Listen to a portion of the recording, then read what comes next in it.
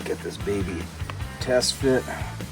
Man, look at those welds. From what I can tell, in all my years of experience, the key to getting good looking welds. Okay, alrighty guys, I'm gonna just gonna jig up these little mini ramps that I'm gonna install on the back of the trailer, because I just want a little bit of something to give some assistance to getting the Toyota on the back, since it has such small tires at 35 inches tall.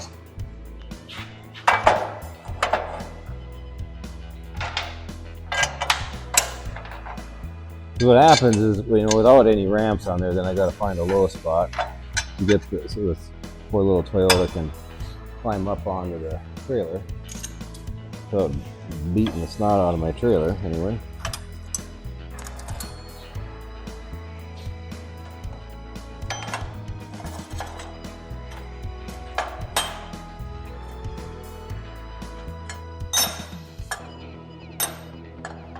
We're just kind of shooting from the hip here a little bit. I'm just shooting from the hip here a little bit.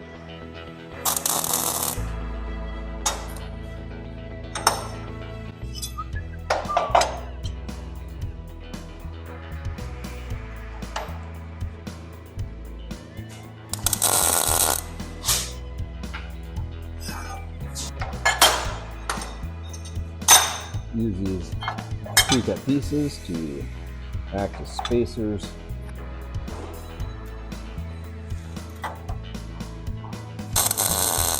Now I just got to make sure that this leg is square enough for what we're doing. This is pretty wide tolerance stuff here. Yeah, we already got some creeping growing on.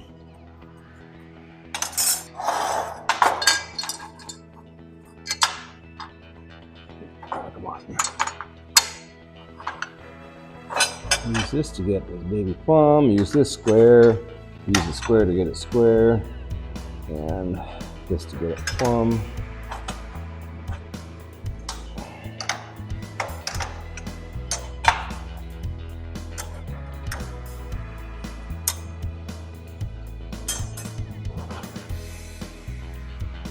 Okay, got that baby square to lock down. Square.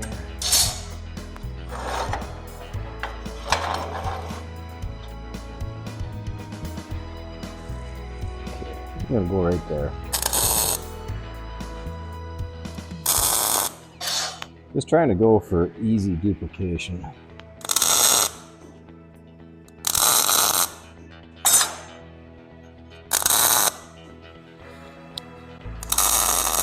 By doing so, it makes producing things a little easier and replicating things easier.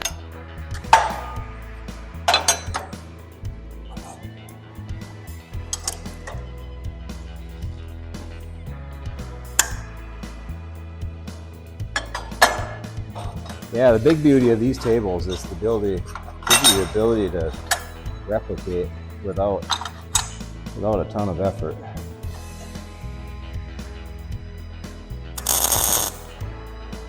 And to do so quickly.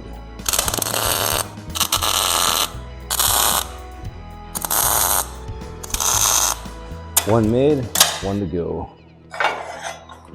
The one tacked up, one to go.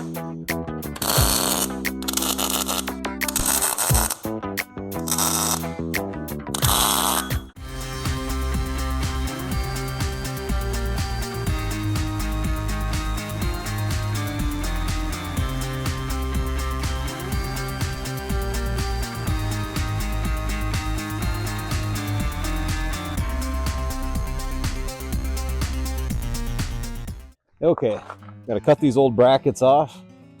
Nice welds, by the way.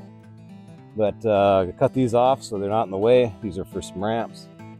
And this trailer is no longer going to be used for what it has been, or the variety of what it has been. It's going to pretty much be my trailer for my crawler and anything else that I can get up on it, but it's not an equipment trailer anymore, so to speak.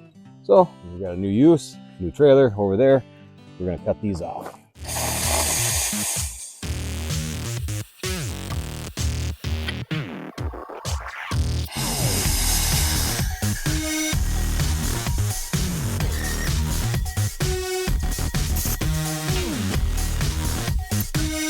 Normally I use an acetylene torch on this kind of thing because I'm used to it and I'm a little cleaner and there's less chance, for me it's less chance of gouging. But I use the plasma this time because, well, I'll be honest, somebody left my torch bottles on and drained the gas. Great. Now I just got to grind all this off so that way it's ready for the, new brackets.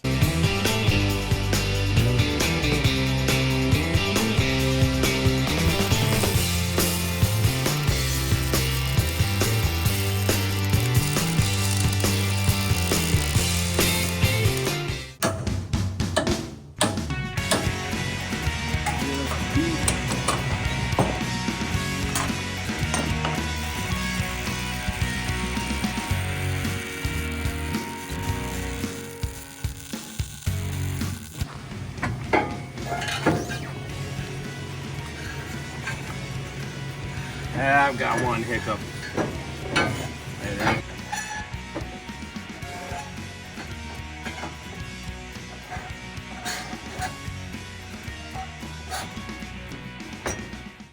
These don't go all the way down.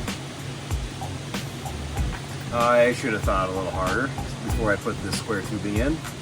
So I'm gonna have to notch these ears a little bit if I want to get this thing down. We might try it with the Toyota before we even mess with any grinding.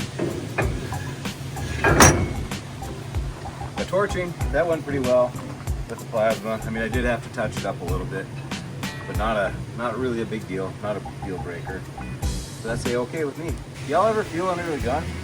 Because I know I do. I feel a little bit under the gun right now. The day's going away, but I don't get to order my days, I guess you could say.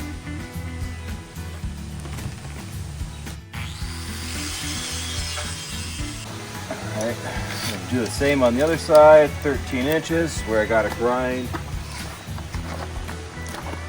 paint off. And whatever else do I? 23.5 inches. I've gotta grind the paint off, otherwise you just don't get a very good weld.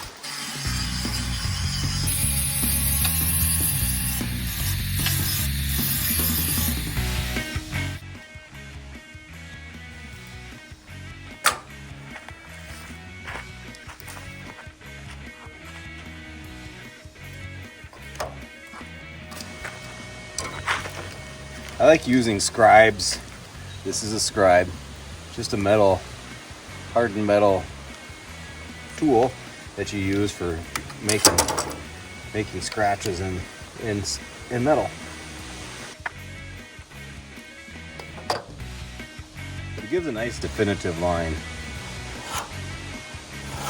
I mean, just nice and crisp.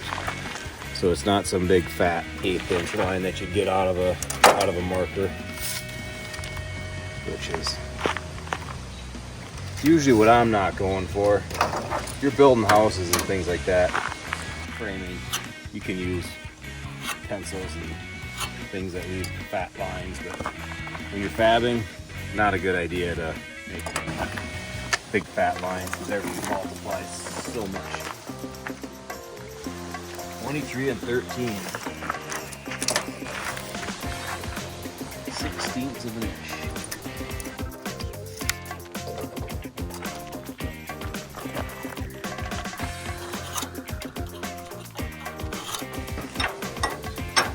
Use that piece to make sure I'm flush with the top of the trailer.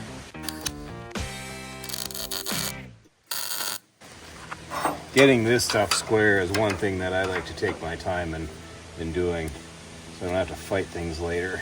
Fight comes in alignment.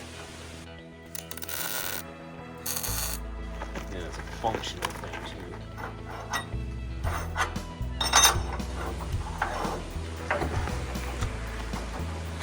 I like things functioning well. And obviously along with form, but form is secondary when it comes to things like this.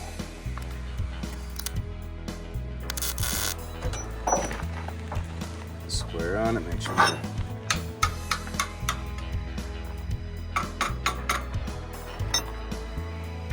square in the middle. This side tacked, top and bottom. So now we've got even pull on this thing. And I'm going to verify which side of this thing I was on. 15. This is the outside. 15, so we're going to be on this side. I'm just going to use this crap gauge. Make sure that I am not too proud with my pivot point height. I know you're gonna have to tap it this way. Have it.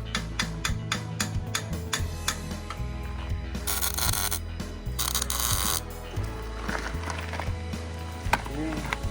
We're gonna make sure our mini ramp fits. Let's get this baby test fit. Man, look at those welds. Look at those things. They look nice.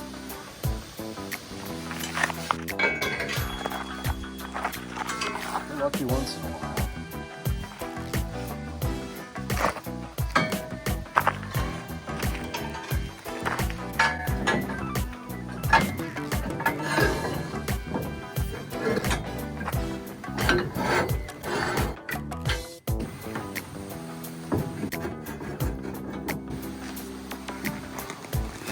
There we go. Yeah, well, I think it'll work.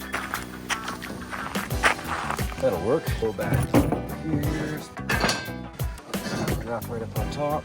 That'll work. Just fine.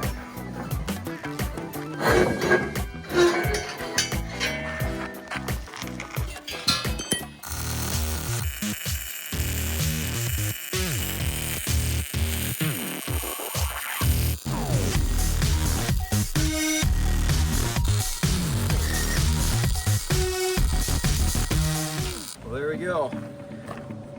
Now I think it's time to test these things, see how they work. Check out those welds.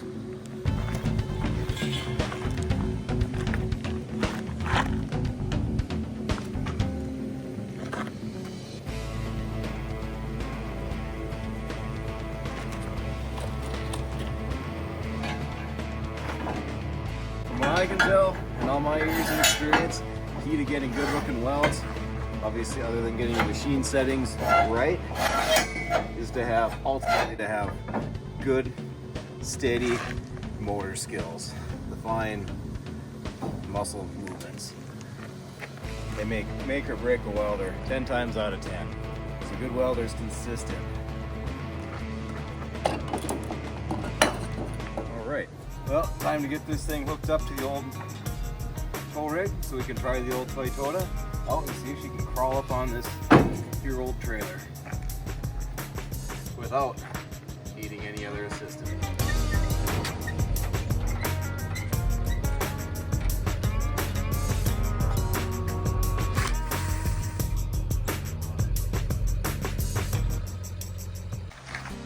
Alright, time to test the Toyota. We'll get her down from the lift, hold onto the trailer good and easy like, so you don't have gear move in that rear axle yet, because I'm letting that loose, or that RTV set up.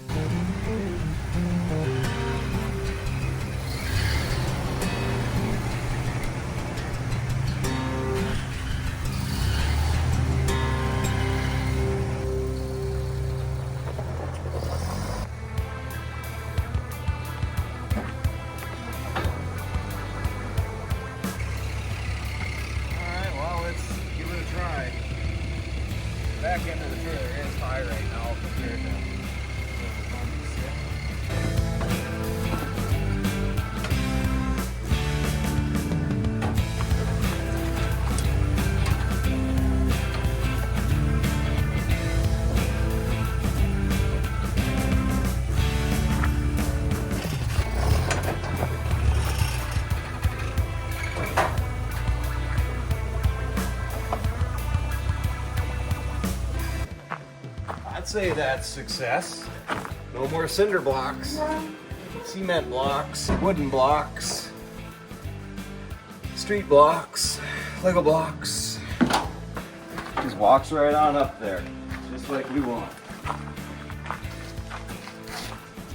You don't even have a bunch of weight here.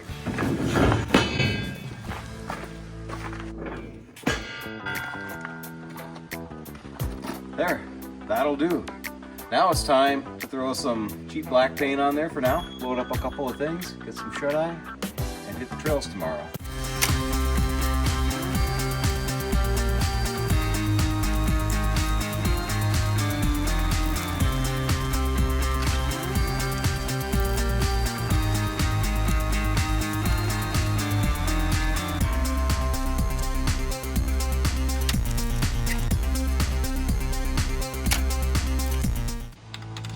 There we go, no more cinder blocks. We have a brand new paint job. But if you like this, please smash the like button, please subscribe, and thanks for watching. Until the next time, adventure on.